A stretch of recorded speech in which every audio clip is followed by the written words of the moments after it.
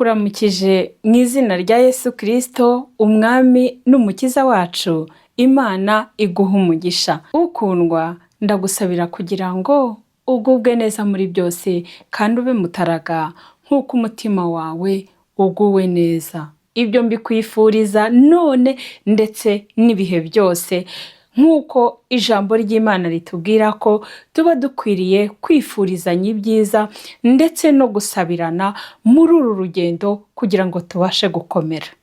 Ndagushimira wowe wahisemo yuko tubana kuri uru rubuga kugira ngo tubashe guterana inkunga mu byerekeranye n'iby'umwuka ndetse n'ibyo kwitungira amagara. Imana igufashe kandi nzi kutazahomba. Aho uri hose ku isi ukaba wumva uru rurimi mvuga, ntuzajya wumva icyigisho kigufashije, nyaboneka jya umfasha kubigeza ku bandi kugira ngo nabo bunguke, nabo bigire icyo bibamarira, byaba mu by'umwuka ndetse byaba no mu by'umubiri. Imana ibibahera umugisha. Uyu munsi rero tugiye kuganira ku bintu bigera kuri 4 ugomba kuvanga kandi bikakugirira umumaro. Abantu benshi banywa ibyayi bitandukanye bikabagiraho ingaruka, bimwe bikaba ari ibintu biteza ingorane umubiri, ariko burya mu by'Imana yaduhaye hari ibyo twavanga kandi bikatugirira umumaro. Tugiye kureba rero, uramutse ufashe hibiscus, bamwe bayita hibiscus, abandi bakayita bitzap, abandi bakayita rose de Jamaïque, mbese biterwa n'uko wowe uyita. Noneho tukayivanga n'ikibuto cya avoka, tukayivanga na cannelle, tukayivanga nanone na feuille de laurier. Tugiye kubireba turamutse tubivanze mbese byatanga iki. Reka tubanze dushimire Imana iyo dukesha guhumeka. Mana yanjye ndagushimiye kuko uri Imana ikomeye ikiranuka kandi irebera hose icyarimwe. Wahozeho, uriho kandi uzahoraho, icyubahiro n'ikibi cyawe. Ndagushimiye muri uyu mwanya ko wemeye yuko nza kugira ngo nganire n'abana bawe. Ndagusabye umpe gutambutsa ibidufitiye akamaro, kandi umwanzi Satani wakwivanga muri iki kiganiro atsindwe, ahubwo aba ari wowe uhabwa icyubahiro kugeza ku musozo mu izina rya Yesu Kristo. Amen. Nababwiye ngo tugiye kuganira ku bintu bigera kuri 4. Imana igufashe rero, iguhe kugira ngo tugendane. Imana yadushyize hafi imiti, kandi umuhanga yaravuze ngo reka ibyo kurya biduhindukire imiti aho kugira ngo imiti izaduhindukire ibyo kurya, sibyo? Kandi arongera aravuga ngo dukwiye kurya kugira ngo tubeho, ntago dukwiye kuberaho kurya, sibyo? Imana ibigufashemo kandi tugendane neza, kandi bizakugirira umumaro. Kwa kundi wajyaga wicara ugahendwa n'ibintu kandi biri hafi yawe nta mpamvu. Ubushize hari icyigisho twigeze kuganira cy'ikibuto cya avoka, ngira ngo abagikurikiye murabizi. Nigeze gutambutsa icyigisho kivuga ku byerekeranye n'ikibuto cya avoka, ni episode ya 35, kandi nzi ko ababashije kubikurikiza byabagiriye akamaro, bajya babimbwira rwose ko byabafashije. Ubu rero nanone tugiye kukivugaho, noneho ariko twakivanze n'ibindi. Tugiye ariko kubanza guhera kuri hibiscus cyangwa bitzap cyangwa rose de Jamaïque. Iyo dusomye amateka ya hibiscus dusanga ikomoka muri Afurika, cyane cyane muri Egypt na Sudani. Bakatubwira ko yagiye ikwirakwira ikagera n'ubwo igera muri Amerika Latine, ariko inkomoko yayo ari muri Afurika. Iyi ngiyi ikaba yaragiye ngo ikoreshwa nk'umuti wa gakondo ndetse n'icyayi mu bihugu bitandukanye. Ikaba yarakwirakwiriye nko mu Burayi mu kinyejana cya 17 n'ikinyejana cya 18. Ikaba mu by'ukuri ifite amoko, ariko hakaba hakunze gukoreshwa ubwoko bumwe. Ikaba igira amababi ndetse ikagira n'imbuto, byose bikaba bikunda gukoreshwa mu byerekeranye no mu guteka ndetse no mu kunyobwa. Iyi hibiscus kandi ikaba igira vitamine C nyinshi cyane, ikagira calcium, ikagira potassium, ikagira na magnesium, ikagira antioxidant kandi z'ingenzi, ariyo imwe bita anthocyanine ndetse na flavonoide. Ibintu ifasha ku mubiri, ubwo ndacyavuga hibiscus, izwiho cyane kugabanya umuvuduko w'amaraso, igafasha mu igogora, igabanya stress oxidative, kandi ibi ni iby'ingenzi kubyitaho cyane, kuko ibi ngibi iyo bituriho tugira ingorane, tuba turi mu kaga ndetse karimo no kuba twatakaza ubuzima. Urumva ko hibiscus rero ifite umumaro kandi ukomeye. Ikindi, igafasha no kugabanya ibinure mu maraso. Noneho iyo bageze kuri kanseri bavuga yuko biriya binyabutabire birimo bifasha mu kurwanya stress oxidative, bishobora gutuma urindwa kanseri y'umwijima, kanseri y'uruhu ndetse na kanseri y'amabere. Ibi rero ukaba ugomba kubyitaho, ukumva ko hibiscus ari ikinyobwa kandi gikomeye. Ni ukuvuga ngo ku bantu bafite ikibazo cy'umuvuduko w'amaraso bagomba kuyitaho, abantu bakeneye antioxidant bagomba kucyitaho bakagikoresha cyane, ndetse n'abantu bakeneye kurwanya inflammation n'ibyo twavuze ruguru bakwiye kwihangana bagakoresha hibiscus rwose. Abantu bagomba kutayinywa cyane ni abantu bakunda kunywa imiti irwanya umuvuduko w'amaraso, ndetse n'abantu bafite igifu cyoroshye cyane. Ntabwo baba bagomba kunywa nyinshi, baba bagomba kunywa gakeya gashoboka. Noneho rero tuvuye kuri hibiscus tugiye ku kibuto cya avoka. Ubundi avoka batwereka ko zakomotse cyane muri Mexique. Avoka ikaba yaramenyekanye kera nk'ikiribwa kandi nk'umuti wa gakondo. Murabizi ko hari icyigisho twakoze kivuga ibyiza bya avoka. Noneho bakavuga ko ibyerekeranye na avoka, yaba amababi, yaba avoka, yaba ikibuto, bakavuga yuko byatangiwe gukoreshwa mu kinyejana cya 19.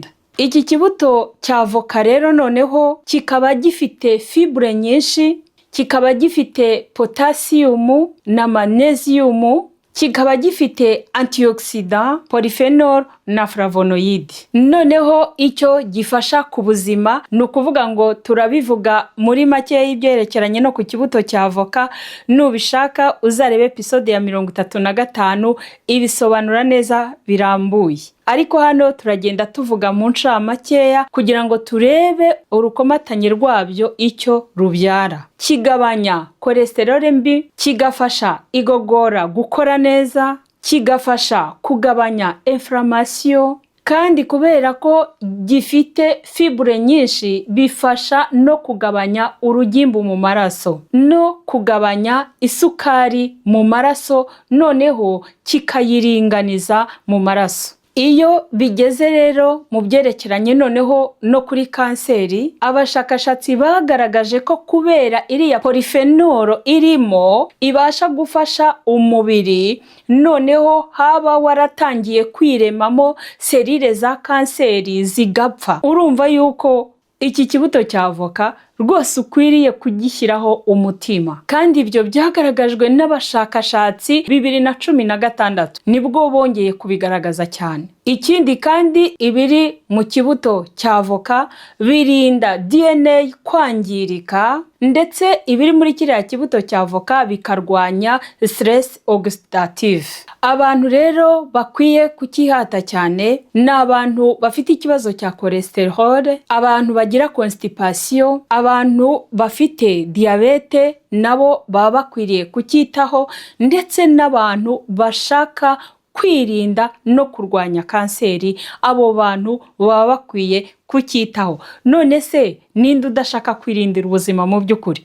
Aho kugura bya bindi bikwicira ubuzima nawe uzi, ntabwo ushobora kwihangana ukinywera iki cyayi cy'ikibuto cya avoka kandi wanariye na avoka nta kibazo. Aha rero bakatwereka yuko hari abantu bagomba kwitondera ikibuto cya avoka. Abana batoya ntabwo baba bari bagera ku rugero rwo kukinywa, ndetse n'abantu bashobora kuba bakigiraho allergie bagomba kukihorera. Tugeze rero ku cya gatatu, ari cyo cannelle cyangwa se cinnamon. Iyo turebye inkomoko yayo tubona yuko ikomoka muri Sri Lanka ndetse no mu Buhinde bw'Amajyepfo. Ikaba yarakoreshejwe nk'imiti ndetse igakoreshwa n'ikirungo kuva kera. Ikindi kandi ikaba yarakwirakwijwe mu Burayi mu kinyejana cya 16, ubu ikaba iri hafi ku isi yose. Iyi kaneli ikaba ifite antioxida nyinshi, ikaba ifite manganese, ikaba ifite calcium ndetse ikaba ifite na fer. Iyi kaneli murumva ko ikize cyane. Icyo iyi kaneli ikora, iringaniza isukari mu maraso, igafasha kugabanya cholesterol mbi, igafasha mu kuringaniza ibiro, ikindi kandi igafasha mu kurwanya inflammation. Hanyuma tugeze nanone kuri kanseri, icyo ikoraho ni ukuvuga ngo ubushakashatsi bwakozwe muri 2015 bwerekanye yuko kubera iriya polyphenol irimo bituma selile za kanseri zipfa.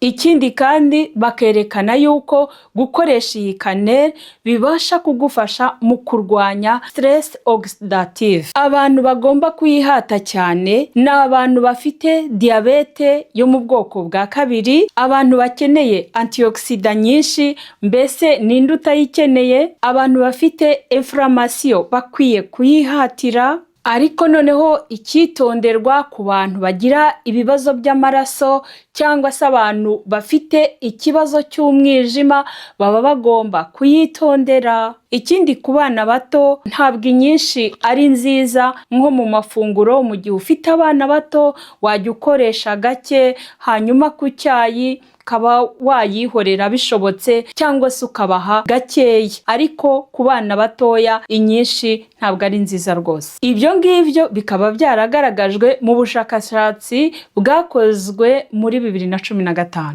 Tukaba tugeze ku cya 4 aricyo feuille de laurier. Iyi rero ikaba yarakomotse cyane muri Mediterane, mu Butaliyani ndetse no mu Bugiriki. Ikaba yarakoreshejwe nk'imiti ndetse n'ikinyobwa uhereye kera. Kikaba cyarakwirakwiriye mu kinyejana cya 17 n'ikinyejana cya 18. Iyi feuille de laurier ikaba ifite vitamine A na vitamine C, ikaba ifite manganese, ikaba ifite calcium ndetse ikaba ifite na fer. Noneho ikaba ifite antioxida zirimo nanone flavonoide ndetse na eugenol. Ibi bikaba ari ibinyabutabire by'ingirakamaro cyane ku buryo ukwiriye kubyitaho nubwo utajya kubyitaho. Ikaba ifasha mu igogora, ikaba ifasha mu kurwanya inflammation, ikaba ifasha mu kuringaniza ibinure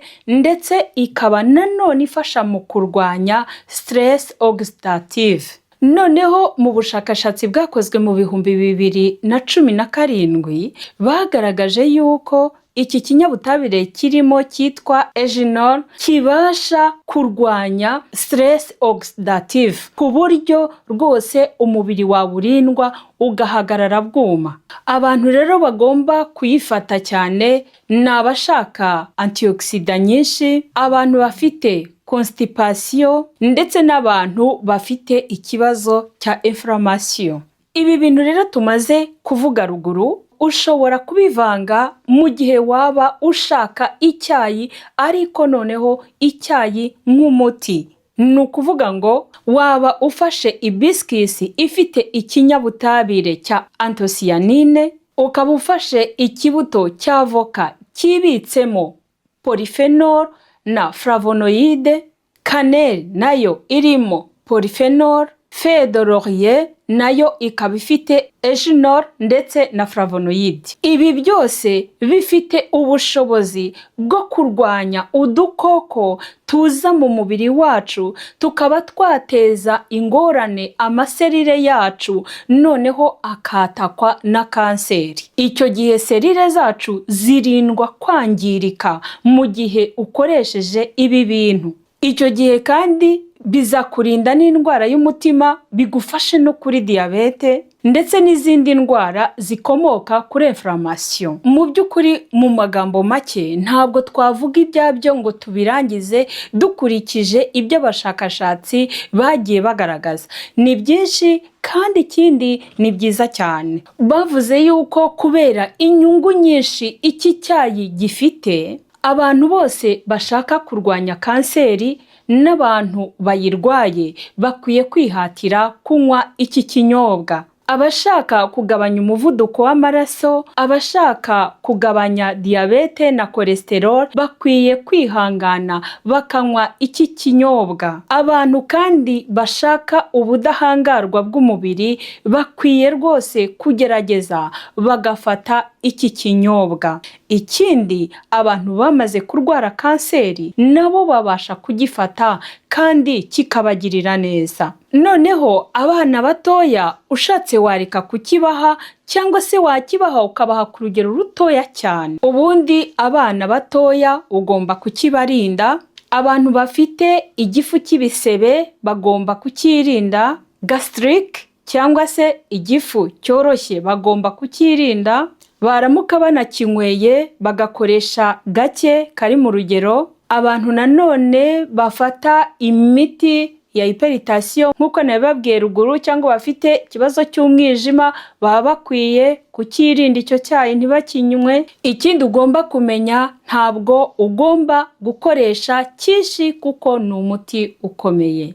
Noneho rero hari abantu bagiye bambaza iby'ikibuto cya avoka ukuntu gikoreshwa. Ahangaha ngiye kubabwira uko wagikoresha mu gihe waba ukivanze n'ibi bintu. Ugomba gufata ikibuto cya avoka bitewe n'uko kingana. Iyo ari avoka ntoya cyane ugabanyamo kabiri mu kibuto cya avoka, ariko iyo ari cya kibuto kinini ugomba kukigabanyamo kane. Ubwo ni ukuvuga ngo kumwe kimanyukamo kabiri ugomba kugikatamo kane. Ikindi biba byiza kugisya kitaruma cyane, kuko iyo kimaze kuma ntabwo gikunda guseka. Ugisya neza ukagishyira ahantu ushobora kumisha iriya fu neza, ukayifata ukayibika ukayipfundikira mu kintu kandi kitari plastique, ahubwo ikintu kimeze nk'icupa nyine rimeneka. Noneho ugafunga ukajya ukunda gukoresha icyo cyayi. Ibiskisi nayo ubwo ndashaka kuvuga ni urugero rw'umuntu umwe. Ushobora gufata ikiyiko kinini cy'ibibabi ugashyiramo ku muntu umwe ariko gusa. Kaneri nayo ushobora gushyiramo akayiko gato kuyera kafe mu gihe ari ifu, ariko mu gihe idaseye ushobora gushyiramo bato imwe cyangwa bato ebyiri bitewe n'uko tungana. Naho feuille de laurier ku muntu umwe nawe ashyiramo amababi atarenze abiri. Icyo cyayi ukagicanira kigaserura, cyamara guserura warangiza ukanywa icyayi, kandi icyayi nk'umuti. Nongere mbibutse yuko ukinywa nyuma wamaze gufungura nk'iminota 30 nibyo bikugirira umumaro. Ntabwo byemewe kugira ngo ube urimo gufungura kandi nurangiza ube uri kunywa n'ikindi kintu. Kubw'ibyo rero ibi bintu nubifata bizakubakira ubuzima kandi uzishima. Wowe ndakwinginze ubigerageze, uzambwira hanyuma uko byagenze. Ariko noneho hari icyo nifuzaga kubabwira. Mbabarira wandike muri commentaire uvuga uti nukuri iki cyayi ngiye kukigerageza. None se ni iki gituma mutanga amafaranga yanyu mujya kugura amaji yakorewe mu nganda, ujya kugura ibyayi byica umubiri wawe, kandi hari ibyayi by'imiti, kandi ibyo bintu biboneka ahantu hose. Ibyo biri hafi yawe. Nta mpamvu yo kugira ngo unywe fanta kandi umuti mwiza uzafasha ubuzima bwawe uri hafi yawe aho ngaho. Mu by'ukuri hari ibyo kunywa byinshi, ndetse nk'abantu bakoresha anana mu rugo, inanasi imuhira, mu gihe wamaze kuyihata uramenye biriya bishishwa ntukabijugunye, ahubwo ushobora kubifata noneho ukabivanga na cya kibuto cya avoka, nuko warangiza ugashyiramo kaneli, ugashyiramo n'utubabi tubiri twa feuille de laurier. Ubwo ni ukuvuga ngo bya bishishwa ubu bisimbuje hibiscus, ukanywa icyayi cyiza kandi kiryoshye, kandi icyayi noneho nk'iki nk'umuti. Imana igufashe, Imana iguha umugisha, Imana iguhe imyumvire myiza. Kandi ikindi kintu nagira ngo nkubwire, nagira ngo nkwibutse neza yuko guhitamo kumvira iyo wumviye uba uri umunyabwenge. Kandi umubwiriza igice cya 7 umurongo wa 11 n'uwa 12 hatubwira ko ubwenge busa n'umurage, ubwenge busa n'ibyo umuntu arazwe, kandi ko ubwenge ari ubwugamo, kandi ko umumaro wabwo burinda ubugingo bw'ubufite. Haleluya! Imana igufashe kandi kugirire neza, iguhe imyumvire myiza. Kandi ndakwinginze duhurire muri commentaire, uvuga uti ngiye n'ukuri kubigerageza, mbese bizakunanira? None se ufite ikibazo cy'uburwayi? None se mu ndwara zose navuze nta yawe wumvisemo? None se ntacyo wakora kugira ngo uzirinde? Imana igufashe kandi yiteguye kukumva no kugutabara, iguhe guhindura imyumvire. Nukuri Satani atsindwe mu mibereho yawe, Imana ihabwe icyubahiro. Niba urwaye rwari ubukira, nibyo mbasabira mu izina rya Yesu, amen. Mana, ndagushimiye cyane ko wabanye nanjye, ndagushimiye kubw'iki cyigisho cyo kwitungira amagara. Ndagusabye ngo ufashe abana bawe kandi rwose bafata icyemezo cyo kwirinda, kandi abarwayi ubafashe. Mana, ndakwinginga buri gihe ngo ujye uherekeza iri sengesho kugira ngo ubikoresha bimugirire umumaro, maze umwanzi Satani atsindwe, utsinde kuko uri Imana, mu izina rya Yesu, amen. Imana ibahe umugisha, naho ubutaha.